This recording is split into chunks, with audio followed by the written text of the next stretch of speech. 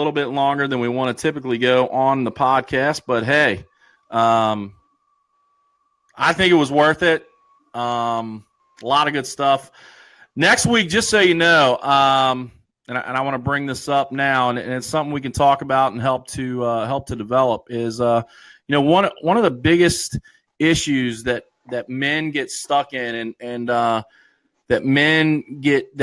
men fall into, where they need a wolf pack, is I think it's a two-part thing, and one is a lot of men, and I've had many friends, and I'm not going to say that I've never indulged. I've been fortunate enough, I believe, to not have an addiction, but I have many friends that have. Is pornography is the killer of men in America. Pornography is the killer of men in America, and I truly believe that. And that's something that I'm going to talk about next week. The first time I went to Crossroads Church in Cincinnati, and I knew I was in the right church, Chris. Our teaching pastor, his name is Chuck Mingo. He's a black wannabe Pentecostal preacher. That's how he grew up. I mean, you get going, man. He gets going, and sometimes you think, hey, am I the only white man around here? Because, I mean, Chuck brings it. He's our teaching pastor, and he brings it. First time we went to church at Crossroads,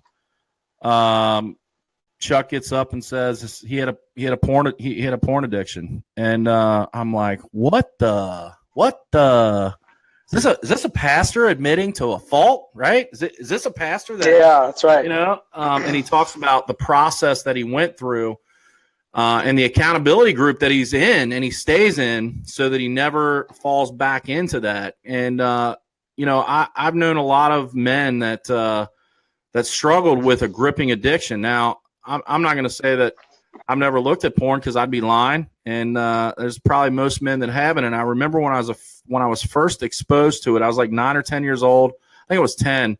I was staying at an aunt's house, and my cousin showed me his dad's Playboy magazine. And I was exposed to some abuse sexually as a child, and so that kind of warped my brain. And then you add pornography to it as a 10-year-old child, you're screwed. You are screwed. Yeah. You begin to develop a mentality around sex that isn't healthy, that isn't correct. You begin to look at women in different ways, and there was the longest time. I say all the time, I'm 45. It took 40 years to get it right, and there was the longest time in my life to where, because of those things I was exposed to, it created a Gary that was not good. Yeah. And while I didn't have a porn addiction, I had a world that was shaped because of pornography. And yeah, absolutely, man. I've fought that battle. So I'm the youngest out of 5 brothers, and grew up in an all-boys home, boys shelters, boys homes, foster care, all boys usually. And man, it was the norm. Even as an adult, going to the gentleman's club, we would go in there once, twice, 3 times a week.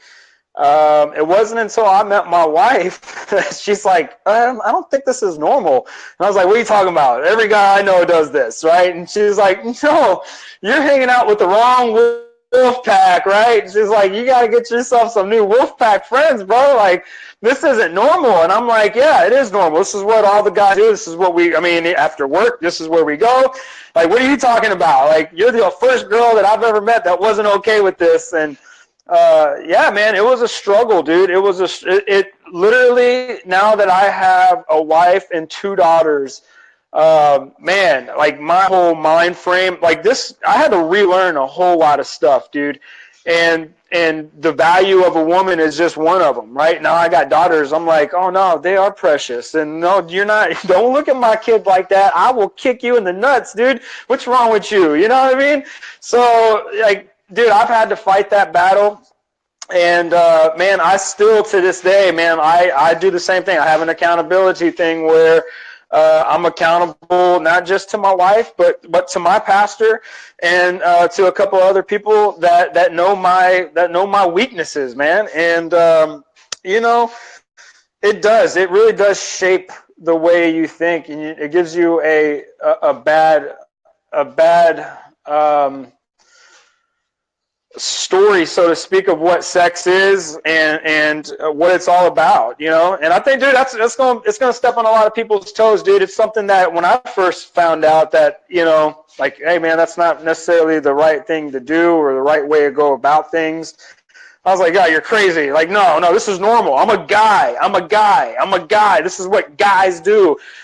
And, you know, man, like, it's not what guys do, man. It's really, it's not the right way to go about getting to, it's not the right thing to do, especially some of us that are married and have kids.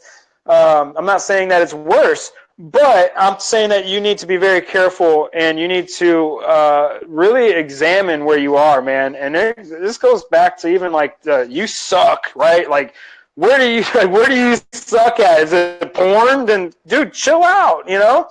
But that's a good one, man. It's a good one. Dude, you got to have a wolf pack around you to even bring you back from that. And you need a wolf pack that you can admit that kind of stuff to. That's a hard one to admit to, man. Like, oh, you pervert. You know? Like, imagine being that guy, right? Like, oh, you pervert. Like, no, man, put a wolf pack around you that you can go and tell them, like, hey, bro, like, dude, I got an issue. I got some problems, man, and maybe you can help me. Maybe I can talk to you. If they're not the ones, and you need to find somebody in your wolf pack that you can talk to, that can sharpen you up, man. That iron sharpens iron. Absolutely, man. And you know, as looking at that last mark where, you know, men are predators, boys are protectors. You think about, or I'm sorry, I just messed that up. Men are protectors. Boys are predators. You think about all the things in life that shape you, and then you realize, like, our responsibility in life to our children, to those around us, you know, to those who work for us, boys are to those that we do business with, things like that. Like, you look at the surroundings, and you realize, man, our responsibility to create men of value, to create people of value, goes beyond just our actions. It goes to, you know, how our actions are taken, and then how our actions, it's kind of like a ripple effect. We do something, it's kind of like throwing a rock in the water. You know, the rock hits, but then that ripple goes out. Well, our actions create those ripple effects to where you're either going to impact somebody in a good way, or you're going to impact them in a bad way. And so you have to determine what you want your impact to be. And I think, you know, Chris, I think you'll agree with this, that, you know, we started this with the idea of impacting people's lives in a positive way. Look, we're all part of service industry, service business industries, most of us anyway that are in here. We all have, or the majority of us have that. So we have that impact to impact people's lives. I see a guy on here watching right now, the beer man, Jerry Bierman, guy from Cincinnati. I've actually known a long time. He actually knows Brian Tome really well, but he owns a glass company. And I know Jerry does weekly. I believe he does weekly, if I'm correct. Jerry can hop on and talk about it. But Jerry does weekly exercises with his employees to build into them, not to teach them how to do their job, not to help them, you know, make him more money, but to help them be better people, to help them become energized, you know, and that's a mark of a man. That's a mark, you know, to say, hey, my business is important, but the people that work for me are more important than my business. And that's a mark of a man. And Jerry Bierman, if you're on here, download the Be Live app. Let's roll. We get him on here real quick because he could talk about that. I mean, everybody who owns a business needs to understand that the people that work for you, and I have a hard time keeping this in focus. Look, I'm not perfect. I'm not on here because I'm perfect. If I told you I'm perfect, you know I'm lying. I have a hard time keeping in focus that the people that work for me have value more than just making me money. They have value more than just making me money. Your employees have more value than just making you money, and you have to treat that as such. You have to give them that value, and we are. I fall short, man. I fall short huge, and I have to do a better job at that. Dude, there's a good book we follow about all that is the Dream Manager. I don't know if you've heard about the Dream Manager or not, but basically, dude, you just take your employees and you let your employees know, like, hey, we are for you. We want to know your goals. We want to not just know your goals, but we want to help you achieve your goals.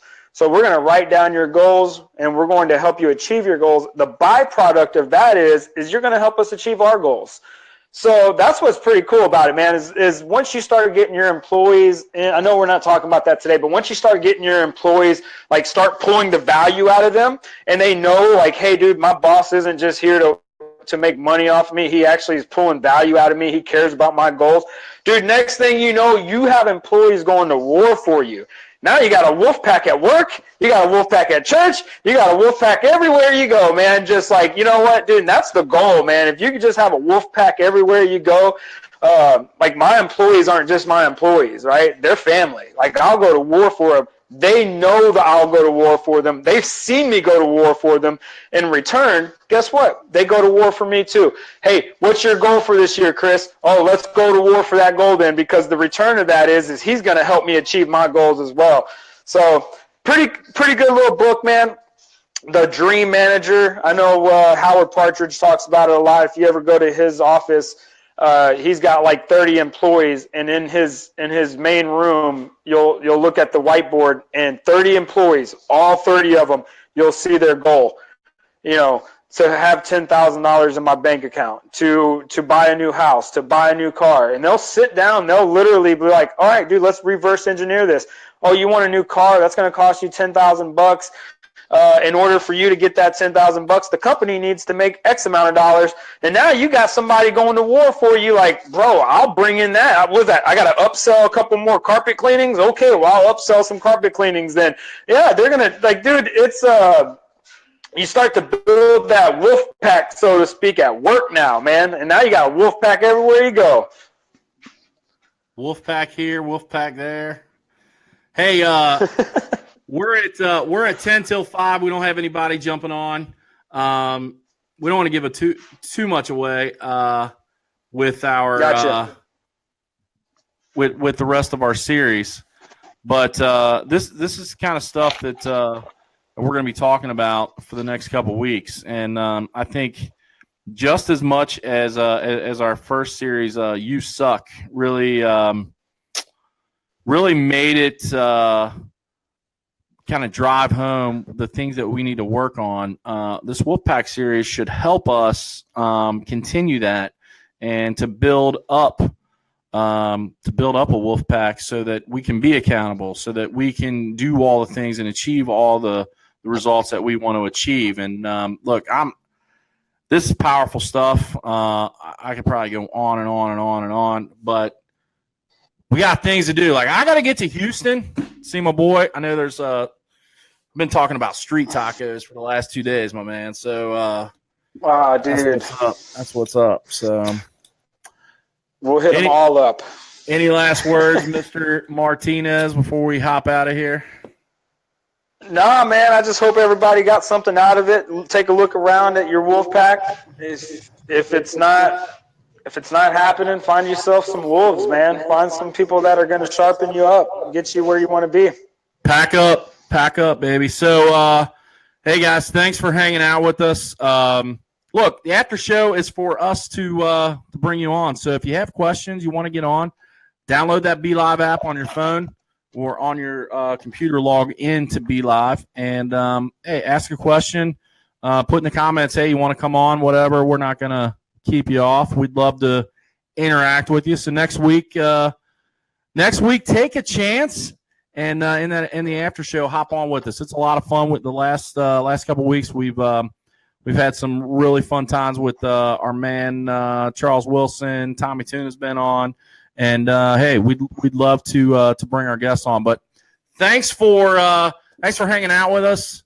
The Operation Dominate After Show. It's been a real fun time, guys. The Wolfpack series is going to be off the hook the next couple weeks. I can't wait. And